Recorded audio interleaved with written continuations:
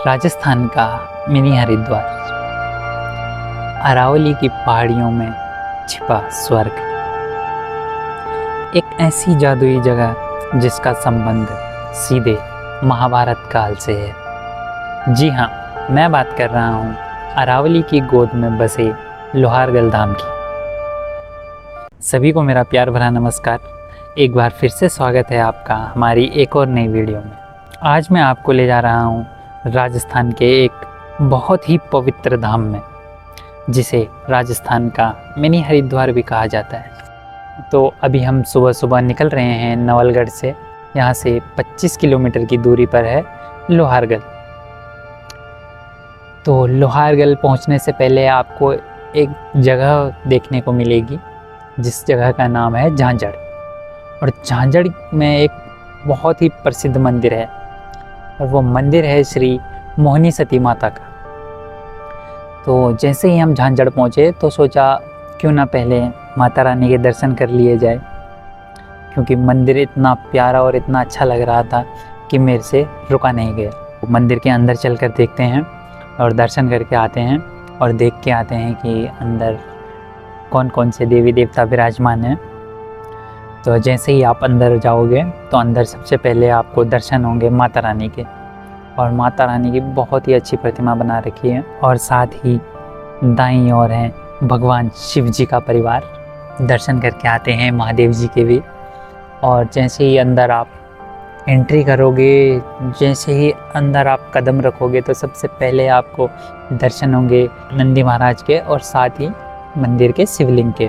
और यहाँ की प्रतिमाएं बहुत ही सुंदर है, बहुत ज़्यादा सुंदर। और यहाँ की सजावट तो इतनी अच्छी कर रखी है कि मानो साक्षात भगवान हमारे सामने बैठे हों। इतनी प्यारी सजावट और इतनी अच्छी प्रतिमाएं मैंने शायद ही अपनी ज़िंदगी में कभी देखें। और यहाँ पर साथ ही दाईं ओर है राम लक्ष्मण और सीता माता, और साथ ही हनुमान जी विराजमान हैं। तो यहाँ भी काफ़ी अच्छी और बहुत ही सुंदर प्रतिमाएं बना रखी हैं कि मतलब मैं आपको एक बात ज़रूर कहना चाहूँगा कि यहाँ तो आप लोग ज़रूर आना। मतलब कहते हैं ना, जो होता है अच्छे के लिए होता है। तो आज मतलब यहाँ पर रुकना मेरे लिए एक अलग ही अनुभव है। ये जो मेरा अनुभव है मैं ये ज़िंदगी भर नहीं भूलूँगा कि इतनी अच्छी प्रतिमाएं मेरे को देखने को मिली हैं यहाँ पर। अगर आप भी कभी लोहागढ़ जाते हो, श्री मोहिनी सती माता के दर्शन ज़रूर करना। तो अब काफ़ी लेट हो चुके हैं हम, तो जल्दी से निकलते हैं लोहारगल की ओर। तो लोहारगल एक ऐसी जगह है कि जहाँ आकर आपको ऐसा महसूस होगा कि आप राजस्थान में नहीं बल्कि उत्तराखंड में हैं, क्योंकि चारों तरफ देखने को मिलेगी सिर्फ पहाड़ियाँ। और अगर आप बरसात के समय आते हैं तो फिर तो यह जगह जन्नत से कम नहीं, क्योंकि बरसात के समय प्रकृति में निखार आ जाता है।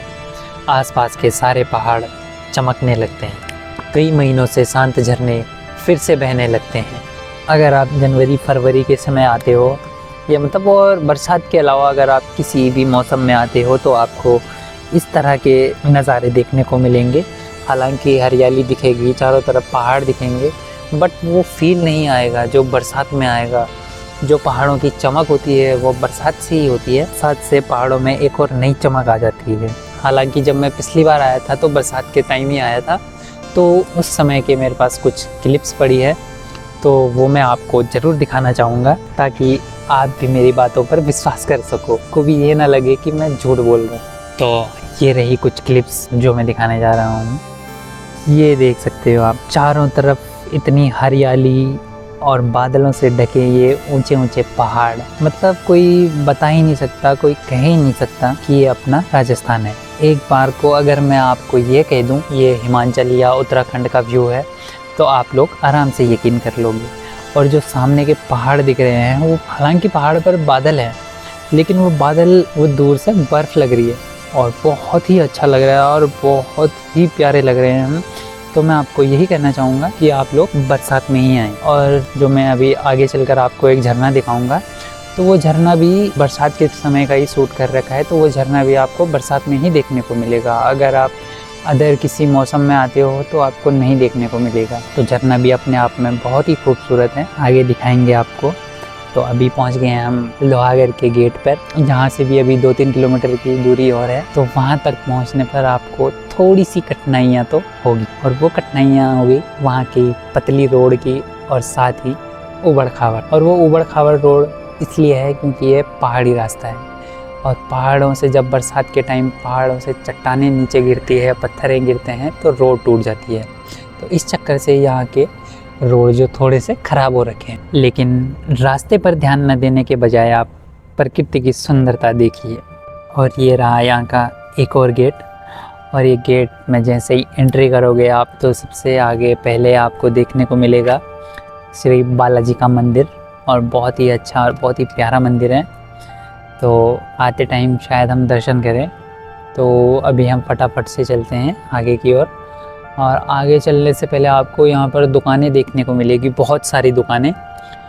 और दुकानें, आधे से ज़्यादा दुकानें यहाँ पर आपको देखने को मिलेगी वो अचार की मिलेगी, क्योंकि यहाँ का अचार बहुत फेमस है, और बहुत ही फेमस अचार है यहाँ का। तो आप भी ज़रूर ट्राई करना। तो जल्दी से चलते हैं हम अंदर। और ये रहा यहाँ का सूर्य मंदिर और सूर्य कुंड, चारों तरफ पहाड़ियों से घिरा है। वाकई में ऐसा लग रहा है जैसे सच में अरावली की गोद में बसा हो। मंदिर भी यहाँ का बहुत प्यारा है और कुंड भी बहुत प्यारा है। और यहाँ की जो मुख्य चीज़ है वो है यहाँ का सूर्य कुंड, जहाँ सभी भक्त दूर दूर से स्नान करने आते हैं। यहाँ के सूर्य कुंड की मान्यता है कि कुंड में स्नान करने से पांडवों के पाप धुल गए थे। स्नान के दौरान कुंड में उनके सारे हथियार यानी अस्त्र शस्त्र गल गए थे, इसीलिए इस जगह का नाम लोहारगढ़ पड़ा। और एक और ख़ास बात और एक चमत्कारिक बात कि सूर्य कुंड में हमेशा पानी भरा रहता है, चाहे आप बरसात के समय आओ, चाहे आप गर्मी के समय आओ, चाहे आप सर्दी के समय आओ, यहाँ आपको हमेशा पानी भरा हुआ मिलेगा। तो ये मत सोचना कि अगर हम किसी अदर मौसम में जाएं तो पानी नहीं मिलेगा आपको कुंड में। जी नहीं, ऐसा बिल्कुल भी नहीं होने वाला है, आपको हमेशा यहाँ पर पानी मिलेगा।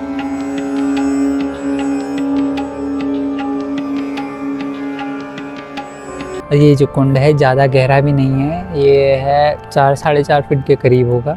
तो आप लोग इजीली कुंड में स्नान कर सकते हो, और बहुत ही प्यारा कुंड है। साथ ही यहाँ पर एक और मंदिर है मालखेत देवता का, और शायद आज तो हम जा नहीं पाएंगे, वहाँ भी नहीं जा पाएंगे। और एक और बहुत ही ख़तरनाक जगह, मतलब मानी जाती है ख़तरनाक ऐसी नहीं है, इसलिए है कि चढ़ाई बहुत ख़तरनाक है वहाँ की।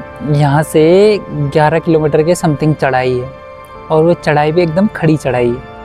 तो शायद आज तो मुश्किल है, बट उम्मीद करता हूँ कि इसी महीने में वहाँ भी जाकर आऊँगा, दर्शन करके आऊँगा बरखंडी का। तो बहुत जल्दी मैं वहाँ पहुँचूँगा, और वहाँ की भी वीडियो बहुत जल्द आएगी। तो यही था यहाँ का सूर्य मंदिर और सूर्य कुंड। अब चलते हैं झरने की तरफ। तो आपको यहाँ से लगभग 500 मीटर पैदल चलना होगा, और रास्ते की बात तो मत ही पूछो, बहुत ही पतला रास्ता है जो कि चारों तरफ झाड़ियों से घिरा हुआ है, और जिस वजह से रास्ता ही नहीं दिख रहा। यह एक बहुत ही मज़ेदार ट्रैक होने वाला है। तो यह ट्रैक भी बहुत ही मज़ेदार होने वाला है, और यहाँ पर भी चारों तरफ इतनी ख़तरनाक झाड़ी है, और झाड़ियों में एक ही चीज़ का डर लग रहा है यहाँ पर। पहली चीज़ तो यह है कि दूर दूर तक इधर कोई दिखाई भी नहीं दे रहा, और दूसरी चीज़ ये है कि कोई जंगली जानवर आ जाएगा, उस चीज़ का डर है। और एक और चीज़ है जो कि सांप का डर है, क्योंकि सांप कभी भी आ सकता है, मैं बता के तो आएगा नहीं, और सांप की तो आवाज़ भी नहीं आएगी। अगर कोई जानवर आएगा तो एक बार को आवाज़ आ भी जाएगी कि कोई जानवर आ रहा है, बट सांप की तो आवाज़ भी नहीं आएगी क्योंकि रास्ता दिखता ही नहीं है। और हालांकि बरसात के टाइम पे तो लोग आ ही जाते हैं ज़्यादातर यहाँ, तो रास्ता थोड़ा बहुत तो साफ मिल सकता है आपको। और बट जिस टाइम मैं गया था तो उस टाइम रास्ता इतना क्लियर था नहीं, तो कोई बात नहीं फिर भी, लेकिन उसका एक अलग ही एडवेंचर है अपने आप में, और बहुत ही मज़ा आने वाला है इस ट्रैक का तो आपको। और इससे तगड़ा ट्रैक मुझे लग रहा है शायद अपना वहीं का होने वाला है, राजस्थान में। और यहाँ से झरना हल्का सा दिख रहा है, बहुत ही करीब हैं हम झरने के, और खुशी मिल रही है। और झरने का पानी बहता हुआ आ रहा है, तो वो काफ़ी नीचे तक आ रहा है, लेकिन उसके बाद से मेरे को दिखा नहीं वो नीचे। फाइनली पहुँच गए हैं हम झरने पर, और वाकई ये मतलब ऐसी मैंने उम्मीद नहीं करी थी, मतलब कभी नहीं, मैंने सोचा ही नहीं कि ऐसा भी हो सकता है यहाँ कि राजस्थान जैसे जगहों में, मतलब जितना हमने सुना था कि मतलब मरुस्थलीय इलाका है, तो ये चीज़ उम्मीद करना बहुत ही मुश्किल था मेरे लिए। जब कोई बोलता भी था कि हाँ वहाँ झरना है तो मैं उम्मीद नहीं करता था, बट आज मुझे अपनी आंखों पर भी विश्वास नहीं हो रहा है कि इतनी अच्छी जगह मुझे नहीं लगता कि शायद ही कहीं हो सकती है इधर आसपास। रेगिस्तान वाले स्थान में ऐसा नज़ारा देखना किसी चमत्कार से कम नहीं। बारिश के मौसम में तो यह झरना और भी भव्य रूप ले लेता है। ठंडे पानी के फुहारे और ऊंची पहाड़ियों से गिरता हुआ यह झरना, शब्द नहीं बचते कुछ कहने को। सच में यहाँ आकर मन इतना प्रसन्न और इतना खुश हो गया कि मैं शब्दों में बयान नहीं कर सकता बिल्कुल भी। तो यही था यहाँ का झरना और यहाँ का मंदिर। तो उम्मीद करता हूँ आपको भी बहुत अच्छे लगे होंगे और बहुत ही पसंद आया होगा। अगर कोई चीज़ आपको आपकी उम्मीद से बढ़कर मिल जाए ना, तो वो तो अपने आप में एक स्वर्ग ही होती है। तो बहुत अच्छी और बहुत प्यारी जगह है, आप लोग भी ज़रूर आना।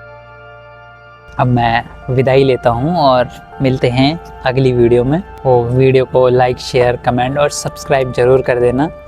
मिलते हैं अगली वीडियो में। धन्यवाद।